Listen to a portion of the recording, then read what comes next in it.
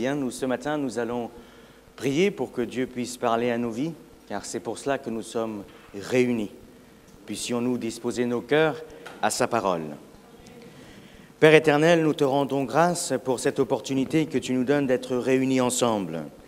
Malgré les temps difficiles, Seigneur, et dans l'Église, et dans ce pays, et dans le monde, nous accourons à toi, et nous voulons nous attendre à toi. Ta parole nous dit « Pourquoi t'as battu, ô mon âme, au-dedans de moi ? Espère en l'Éternel, car je le louerai encore. » Et ce matin, nous sommes réunis pour espérer en toi. Espérer que ta parole soit proclamée avec fidélité, Seigneur. Que nos cœurs soient réceptifs à celle-ci. Et plus encore, qu'elle puisse vaincre nos cœurs endurcis, Seigneur. Et que ta parole puisse pénétrer au plus profond de nos vies et de nos cœurs, Seigneur, et faire ta volonté. Nous espérons en toi. Bénis le pasteur Forchelet également, Seigneur. Fortifie-le, renouvelle-le, Seigneur, ainsi que le pasteur Jean Alépian. Que ta grâce toute puissante, Seigneur, puisse œuvrer en ces instants.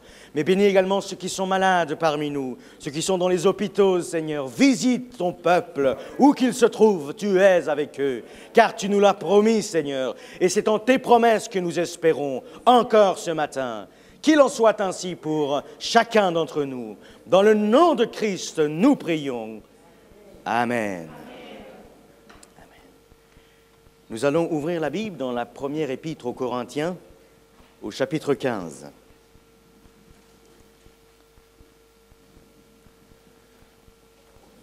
Première épître aux Corinthiens, chapitre 15.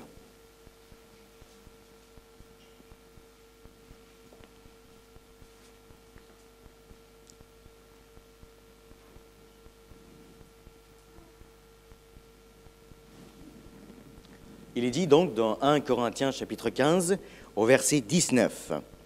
« Si c'est dans cette vie seulement que nous espérons en Christ, nous sommes les plus malheureux de tous les hommes. » Amen. L'église de Corinthe dans le Nouveau Testament s'avère être l'église la plus pitoyable, si je peux dire.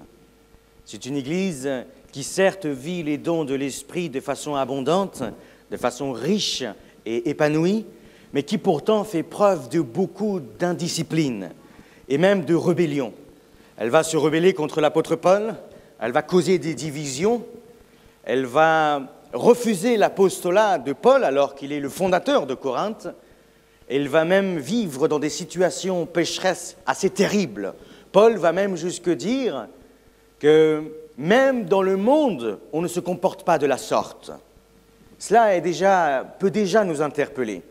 La vie chrétienne et la bonne vie chrétienne ne se mesurent pas à nos dons.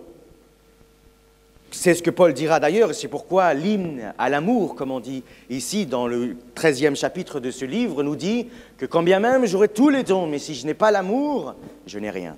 Je ne suis rien. Bref, c'est une église qui est catastrophique. Pourtant, Paul ne va pas s'abattre, ne va pas se décourager et surtout, il ne va pas abandonner. Il va écrire des épîtres, plusieurs, selon certains spécialistes, jusqu'à 5 épîtres, pour pouvoir rectifier l'attitude des Corinthiens. Et on voit déjà l'attitude de Dieu dans tout cela, comment Dieu persévère malgré nous. Malgré peut-être nos mauvaises attitudes, mauvais penchants, la grâce divine surabonde là où le péché a abondé. L'une des croyances aussi qu'avaient les Corinthiens, erronées, c'était quant à la mort et à la résurrection. Les Corinthiens pensaient et croyaient ce que l'on appelle en théologie l'eschatologie réalisée. Alors qu'est-ce que signifient ces mots-là ? L'eschatologie concerne toutes les prophéties concernant la fin des temps. Par exemple, le livre d'Apocalypse est considéré comme un livre eschatologique, c'est-à-dire qui concerne la fin des temps. Le chapitre 24 de Matthieu peut être aussi considéré comme un chapitre eschatologique. Le livre de Daniel et d'autres encore. Réalisé, eschatologie réalisée, ça veut dire que pour les Corinthiens, la résurrection promise par Christ, par Dieu, était déjà arrivée, était déjà accomplie. C'est pour ça qu'ils pouvaient vivre dans le péché, parce que pour eux, ce n'était pas un péché, parce qu'ils avaient déjà le corps promis par Dieu. Vous voyez ? Donc, ce que Paul va leur montrer dans ce chapitre 15, là où nous avons lu le verset, c'est que la résurrection de Christ prouve déjà que la résurrection est réelle. Est réelle. Nous croyons en un Christ ressuscité. Et dans ce chapitre, Paul va dire même que si Christ n'est pas ressuscité, notre foi est vaine. Mangeons et buvons, car demain nous mourrons. C'est parce que Christ est ressuscité que nous sommes ici ce matin. C'est parce que Christ est ressuscité que le christianisme existe. Alors bien sûr, il pourrait y avoir des sceptiques parmi nous, peut-être en étions nous aussi, des sceptiques, personnes qui disent « mais la résurrection, c'est tout à fait impossible ». Alors, comment prouver la résurrection de Christ? Il y a bien sûr une façon de le faire, mais pas la façon que nos amis, peut-être athées ou d'autres religions, espèrent. Il y a ce qu'on appelle les preuves scientifiques. Une preuve scientifique, c'est quand, par exemple, on essaye de répéter une expérience pour prouver quelque chose. Si moi je veux prouver, par exemple, que le savon flotte, ce que je vais faire, c'est remplir ma baignoire d'eau à une certaine température et je vais mettre un savon. Et je vais répéter l'expérience plusieurs fois.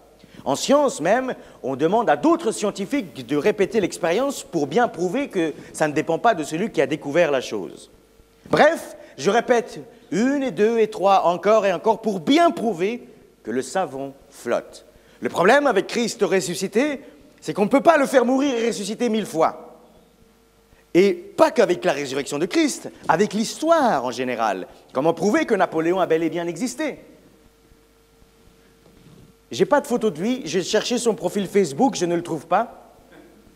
On ne peut pas, avec la méthode scientifique, dite scientifique, on ne peut pas prouver la vie de Napoléon ou d'autres encore moins la résurrection de Christ. Mais il existe une autre méthode, que l'on appelle la méthode légale. Légale, c'est-à-dire celle qu'on utilise dans nos tribunaux. Alors oui, il y a la police scientifique, mais encore aujourd'hui, ce qui compte, ce sont les témoignages. Particulièrement les témoignages oculaires, les personnes qui ont vu un événement et qui témoignent de cet événement. Alors oui, nous avons de témoignages oculaires. Particulièrement, nous avons 11 apôtres qui ont dit avoir vu Jésus ressuscité. Alors bien sûr, on pourra dire, mais ces apôtres peuvent se tromper. Ces apôtres même peuvent mentir. Mais dans ces cas-là, ça causerait beaucoup plus de difficultés. Pourquoi? Parce que si les apôtres avaient menti, eux savaient que c'était un mensonge, puisqu'ils l'auraient inventé de toutes pièces. Et je vous mets au défi de trouver dans l'histoire 10 hommes qui sont morts pour quelque chose dont ils savaient que c'était un mensonge. On peut mourir pour un mensonge croyant que c'était la vérité, mais personne ne meurt pour un mensonge qu'il sait avoir inventé. Et ils l'ont scellé de leur vie, c'est-à-dire de leur mort, avec leur mort. Leur mort a été le sceau d'approbation. Leur mort a été « je sais ce que j'ai vu, et si je dois mourir, comme disait Esther, alors je périrai ». Et il en a été ainsi. Et ils ne sont pas morts d'une mort lente et douce. Ils sont morts martyrisés à coups de lance, d'épée, de pierre. Je préfère croire en des hommes qui ont donné leur vie pour des convictions plutôt que pour des personnes qui aujourd'hui ne sont pas capables de traverser la rue pour ce qu'ils croient. Je crois donc en la résurrection de Christ.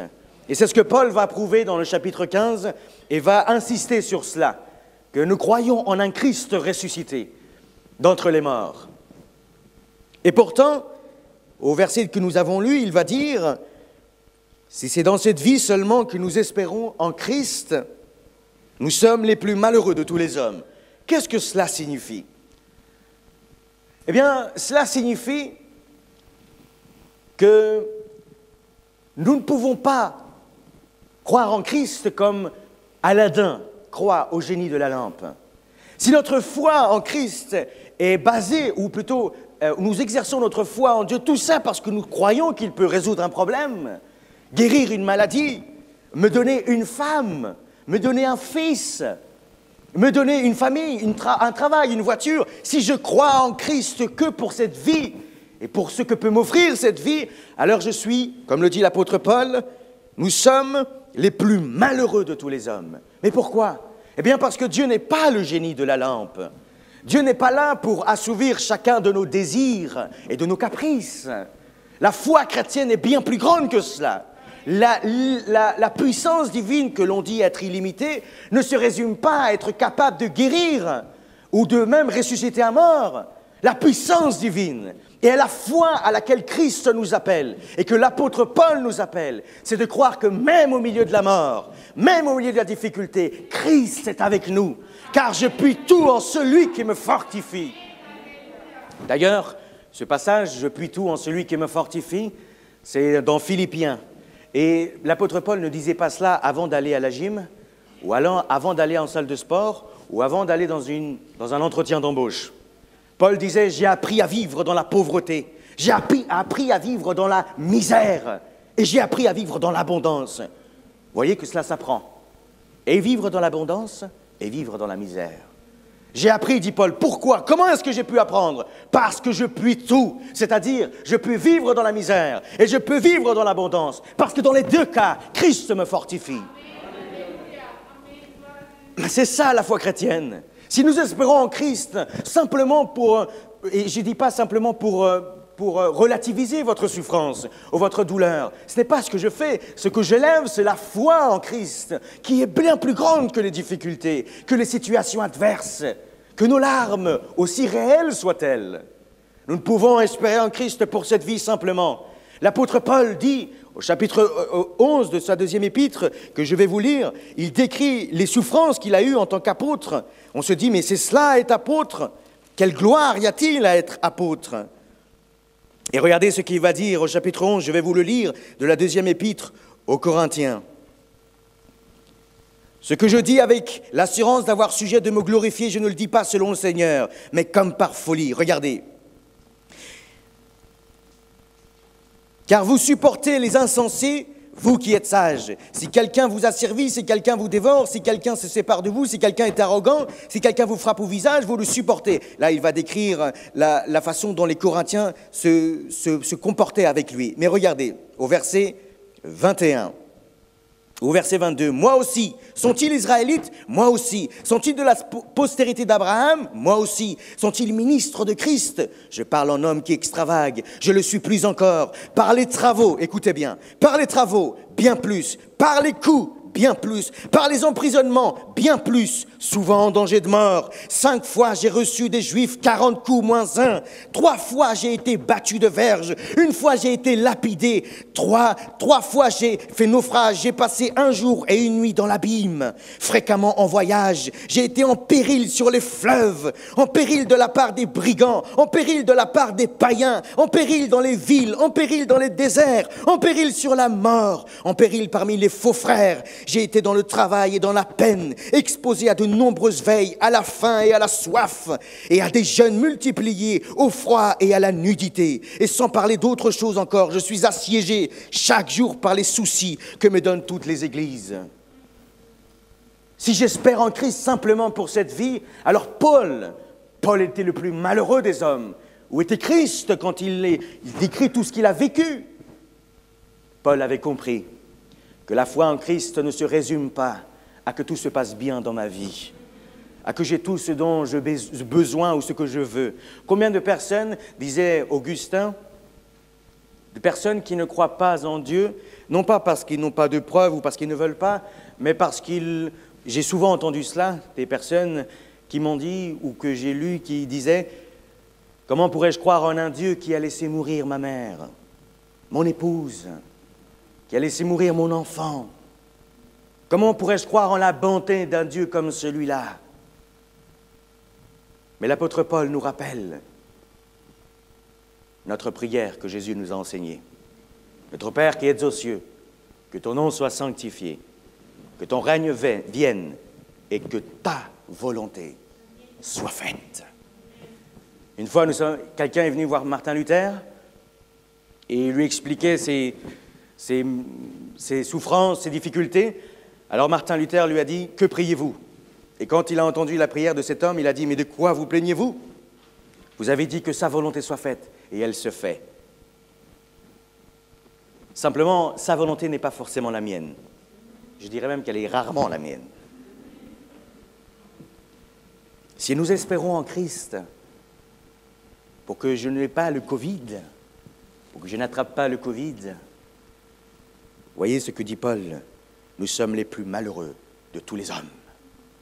Je n'espère pas en Christ simplement pour ne pas... Bien sûr, je ne souhaite le Covid à personne. ou la Covid à personne, ou aucune autre maladie, aucune souffrance. Mais ce que je veux dire, c'est que la foi chrétienne ne peut pas être, n'a pas de frontières. Ici, il y a écrit souffrance, douleur. Ah, la foi chrétienne ne passe pas. Bien au contraire. Paul Claudel, un penseur et intellectuel français, disait ceci. Christ n'est pas venu répondre, il n'est pas venu expliquer la souffrance. Il n'est même pas venu l'abolir. En revanche, il est venu la remplir de sa présence.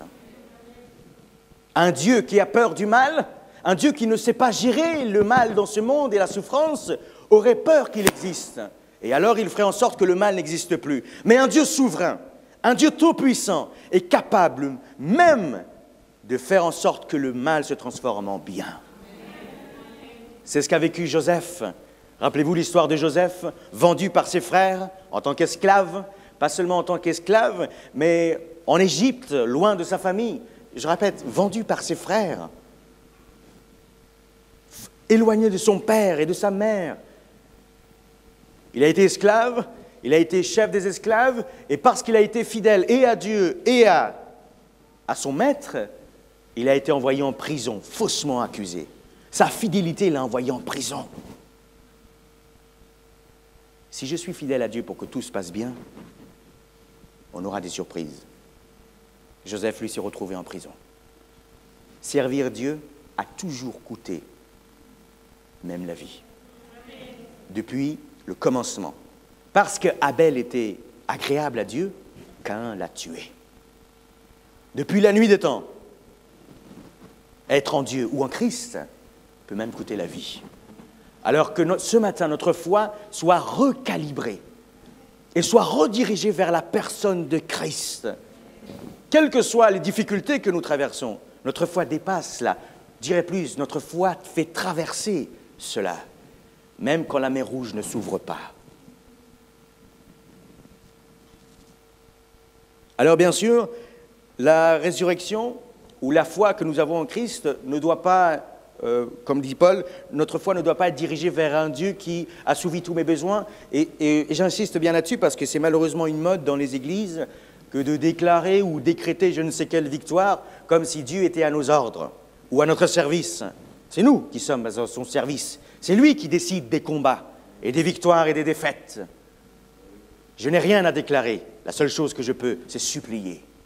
Tout comme l'a fait le lépreux. Si tu veux, tu peux me guérir. Il ne doutait pas de la puissance de Dieu. En revanche, il ne savait pas si c'était sa volonté. C'est cela que prier. Puissions-nous prier avec un cœur aussi humble.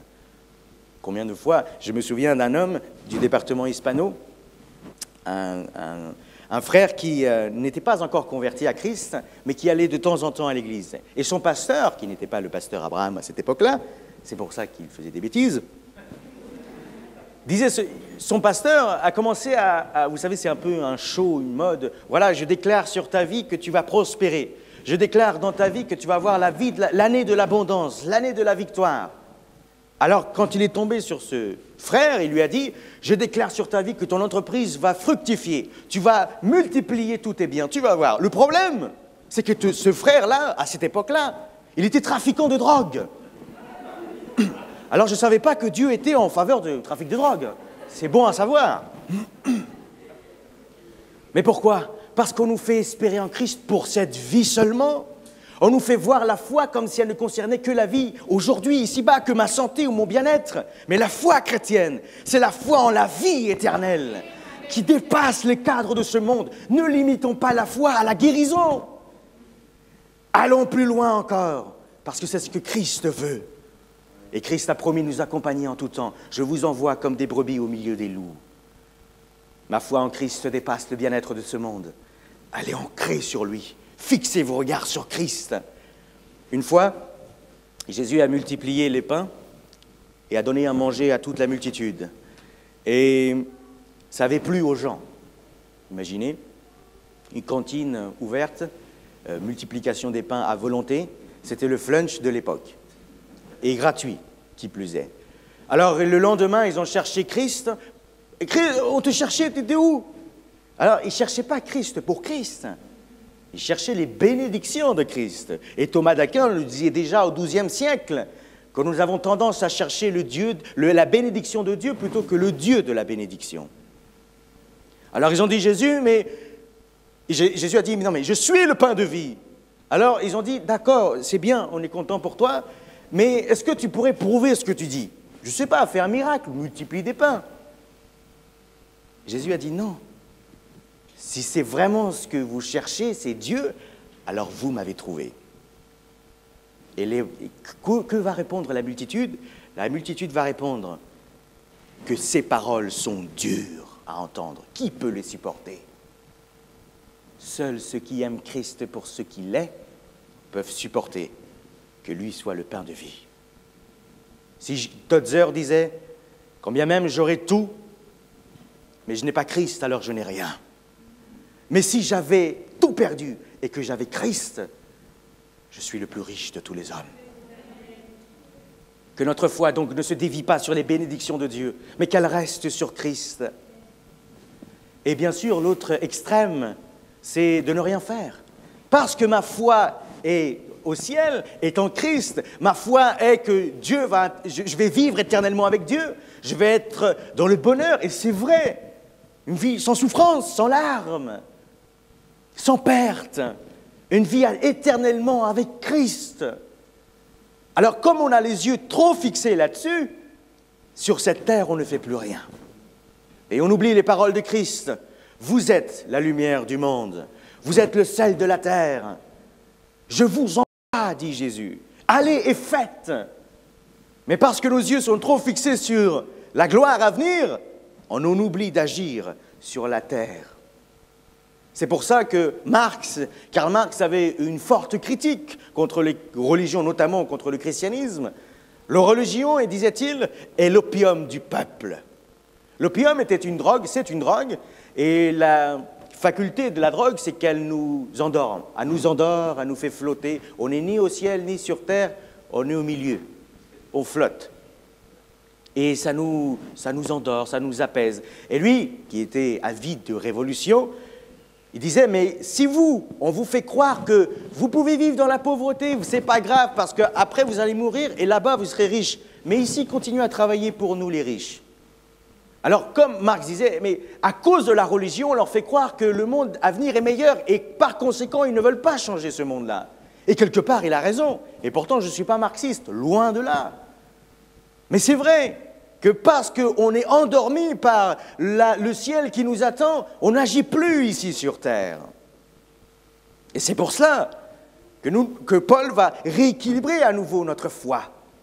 Et bien sûr, Marx a tort, parce que quand je vois des hommes tels que Martin Luther King, ils ne se sont pas contentés de simplement subir l'injustice, ils se sont battus avec amour, avec pacifisme, pour la justice et pour le changement dans ce monde. Quand on voit des hommes tels que Martin Luther au XVIe siècle, tels que Jean Calvin à Genève, et d'autres encore, je vois des hommes qui avaient leurs yeux fixés sur la gloire, mais les pieds bel et bien sur terre. Alors que Dieu nous fasse la grâce, ce matin, de ne pas espérer en Christ simplement pour une bonne santé ou une bonne situation, pour qu'une situation s'arrange, que j'espère ce sera le cas, mais que notre foi en Christ nous fasse espérer en lui et dire comme Job, l'Éternel a donné, l'Éternel a repris, que son nom soit béni. Dieu n'est pas le Dieu qui répond simplement à mes prières. Je suis à son service. Je suis son heureux esclave. Que sa volonté soit faite. Et par la résurrection, Paul veut bien aussi montrer que nous avons la victoire sur l'ennemi l'ennemi invaincu de toute l'histoire. L'ennemi invaincu, c'est la mort. Qui peut vaincre la mort, bien sûr, à part Christ? Qui peut affronter la mort? C'est pour ça qu'on en a peur, parce qu'elle est dévastatrice. Elle ne pardonne personne, pauvre, riche, beau, moche, grand, petit. Tous allons passer. Tous ce matin allons mourir. Mais pour le chrétien, c'est une bonne nouvelle. Parce que pour le chrétien, ce n'est pas des portes qui se ferment, ce n'est pas la porte de la vie qui se ferme, c'est la porte de l'éternité qui s'ouvre. Enfin, je serai avec mon Sauveur. Dietrich Bonhoeffer, un théologien allemand, un éminent théologien allemand, a vécu pendant la Deuxième Guerre mondiale et a agi donc contre le régime, il était allemand, contre le régime d'Hitler. Et il a été attrapé en plein complot contre Hitler et a donc été pendu. Mais pendant qu'il marchait vers sa pendaison, il a dit ceci: « Ne croyez pas que ma vie se termine, elle ne fait que commencer. » Christ nous offre la victoire parce que lui-même a vaincu la mort. J'aime beaucoup ce puritain John Owen. L'un de ses livres s'appelle « La mort de la mort dans la mort de Christ ». Jésus, l'assassin de la mort, par la vie. La résurrection de Christ, ce n'est pas juste une résurrection pour que notre vie soit prolongée. Ouf, je crois à la résurrection, comme ça ma vie elle se prolonge. Dieu n'est pas intéressé à juste allonger notre vie quelques milliards d'années. La résurrection, c'est un message de justice, et pour les mauvais, et pour les bons. C'est pour ça d'ailleurs que dans le livre de Daniel, la résurrection est présentée de cette façon. Résurrection pour la vie, ou pour la mort, ou pour le jugement. Pour Jésus, au chapitre 5, il me semble, de l'évangile de Jean, il va dire que le jour de la résurrection, tous ressusciteront, les uns pour la condamnation et les autres pour la vie éternelle. Mais la vie éternelle, ce n'est pas simplement vivre plus longtemps. Dieu ne s'intéresse pas simplement à nous donner une longue vie. Non, ce que Dieu veut faire, c'est justice. Et la résurrection, c'est la justice. Qu'est-ce que la Pâque ? La Pâque est la réponse de Dieu au crime de Golgotha. La Pâque, Dieu est en train de dire, vous avez assassiné mon enfant, vous avez assassiné un innocent. Je vais le ressusciter et montrer par sa résurrection que j'ai fait justice sur votre injustice. La résurrection est plus une affaire de justice que de simplement un prolongement de vie. Quand je pense à des hommes tels que Hitler, lui qui a échappé à la justice humaine, mais Dieu ne va pas le faire ressusciter simplement pour qu'il aille en enfer. Il va le faire ressusciter pour pouvoir le juger et faire justice. Et j'aime beaucoup ce que nous avons pensé dernièrement en regardant beaucoup de reportages, de films sur la Deuxième Guerre mondiale. Je me suis mis à penser et j'ai dit, c'est vrai que Hitler, lui qui avait une colère, vous le savez, vous savez bien, une colère contre les Juifs, est mort et a échappé à la justice. Pourtant, un jour, il va se retrouver devant le juge éternel. Pourtant, et regardez bien, ce juge est Christ. Et Christ était juif. Ça va lui faire tout drôle de se retrouver face à un juif qui le juge. La résurrection est une affaire de justice, plus que d'un prolongement de vie. C'est pourquoi nous attendons la résurrection. Nos frères et sœurs martyrs, depuis 2000 ans, depuis Étienne jusqu'à encore aujourd'hui, leur résurrection, ce n'est pas juste pour qu'ils aient la vie éternelle, c'est parce que Dieu va faire justice à leurs martyrs.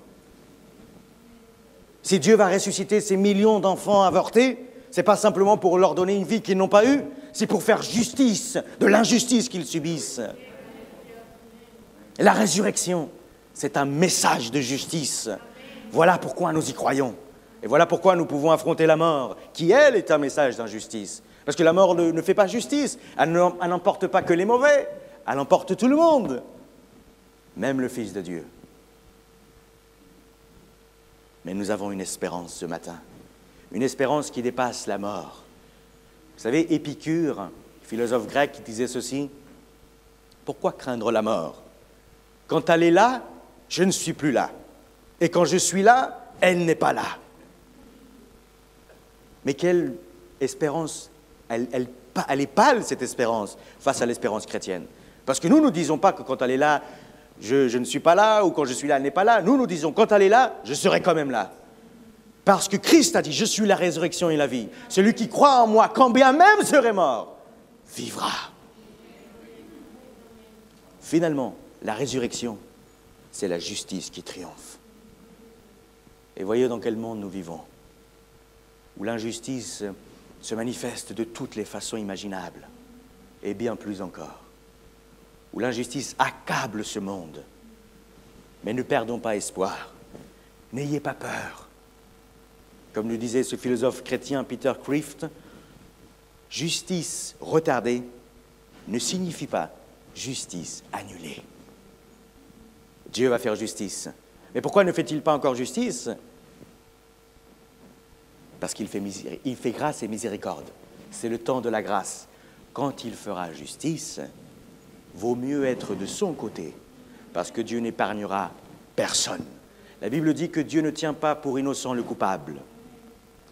Je me souviens d'une personne que je suis allé visiter il y a quelque temps en arrière, une jeune qui était sur le point d'aller dans le monde. Elle était entre l'Église et le monde et elle avait plein de questions.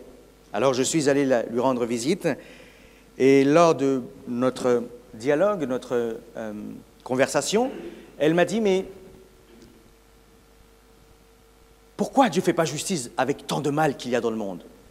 Alors je lui ai dit « Mais Dieu va faire justice. Le problème, c'est que quand Dieu va détruire le mal n'est pas abstrait. Qui est-ce qui va en prison? Ce n'est pas le viol qui va en prison. Ce n'est pas le vol qui va en prison. C'est le violeur, c'est le voleur, celui qui a commis l'acte. Et si Dieu fait justice et détruit le mal, ce n'est pas un mal, ce n'est pas quelque chose qui va détruire, c'est ceux qui font le mal. Et je lui ai dit, et toi tu fais quoi? Le bien ou le mal? Alors qu'est-ce que tu es en train de demander à Dieu? S'il te plaît, Seigneur, viens me détruire. C'est ça qu'on demande à Dieu quand on dit « fais justice ». Quand nous n'avons pas la justice de Christ. Quand les non-chrétiens disent « ah, que Dieu fasse justice, et alors je croirai en lui ». Mais ce sera trop tard. Parce que quand il va faire justice, il va la faire sur vous également. Alors cette jeune a dit « mais n'y a-t-il pas moyen que Dieu détruise le mal en moi sans me détruire moi ?» Et j'ai dit « mais oui, Christ !»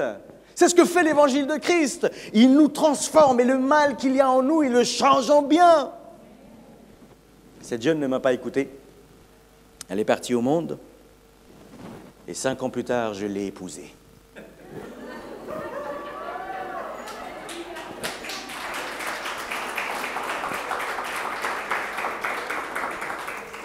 Et aujourd'hui, elle m'a donné un enfant.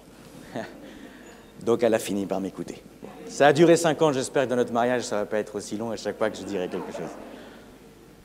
Mais voilà ce que Christ fait. Dieu est capable de transformer aujourd'hui nos vies de péché en vies de justice.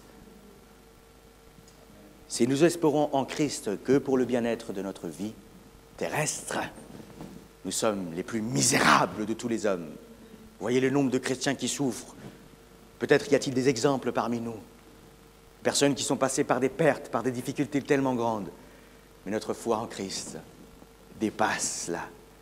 Toutes les foi religieuses nous disent que nous, ce qu'on mérite, on sème, donc on récolte. Et c'est vrai, il y a cette loi-là que Dieu a instaurée dans le monde. Mais il y a quelque chose dans cette loi que seul le Dieu de la Bible donne. Ça s'appelle la grâce, la force, la consolation et l'amour pour traverser tout ce que nous devons traverser. Si c'est dans cette vie seulement que nous espérons en Christ, nous sommes les plus malheureux de tous les hommes.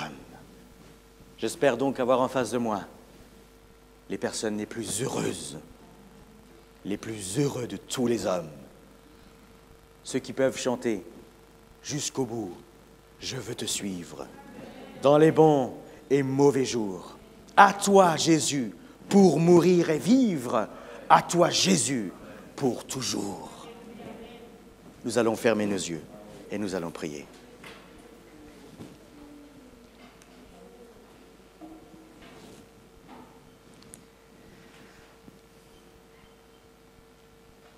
Seigneur notre Dieu, nous te rendons grâce pour ta parole. Ta parole, Seigneur, dirige et oriente notre foi. Ta parole est une lampe sur notre sentier qui illumine nos voies. Et ce matin, tu nous rappelles que notre foi doit être ancrée sur toi et en toi. Que malgré les tempêtes, malgré les vagues, malgré les vents, les souffles, malgré les tonnerres et les orages, comme le disait le psalmiste, « Quand bien même je traverse la vallée de l'ombre et de la mort, je ne crains aucun mal, car tu es avec moi. Au milieu des larmes, tu es avec moi. Au milieu de la souffrance, tu es avec moi. Dans la confusion et dans l'incompréhension de ce qui se passe, tu es avec moi. Et tu es avec ton Église. En période de Covid, tu es avec ton Église. Alors que nos pasteurs souffrent, tu es avec ton Église. Alors que nous avons des malades parmi nous, tu es avec eux et avec ton Église. Nous voulons que notre foi soit fortifiée par ta parole ce matin. Et nous rappeler que notre foi est ancrée sur la personne de Christ, pas simplement sur des bonnes conditions de vie. Ô Seigneur, je puis tout par celui qui me fortifie. Dans l'abondance et dans la pauvreté, je sais que tu es avec moi. Merci Seigneur pour ta parole. Merci pour l'espérance vivante que nous avons en Jésus-Christ. Merci pour la résurrection, qui est plus un message de justice que simplement d'allonger notre vie. Merci parce que la Pâque nous rappelle que tu as fait justice au crime de Golgotha. Merci Seigneur. À toi soit la gloire. Et nous savons que tu vas faire justice bientôt ici-bas. Tu feras justice. Personne n'échappera à la justice de Dieu. Aujourd'hui, c'est le jour du salut. Aujourd'hui, c'est le jour de se réfugier de la colère à venir en Jésus-Christ. Je te prie qu'il en soit ainsi pour chacun d'entre nous réunis ici, de peur qu'il ne soit trop tard, de peur que cette colère ne se déverse sur chacun de nos péchés. Oh Dieu, fais grâce ce matin. Fais-nous grâce et que notre foi soit réellement ancrée, déposée, fixée sur la personne de Jésus-Christ, celui qui a vaincu la mort et nous a promis la vie éternelle. Je suis venu pour que vous ayez la vie et la vie en abondance.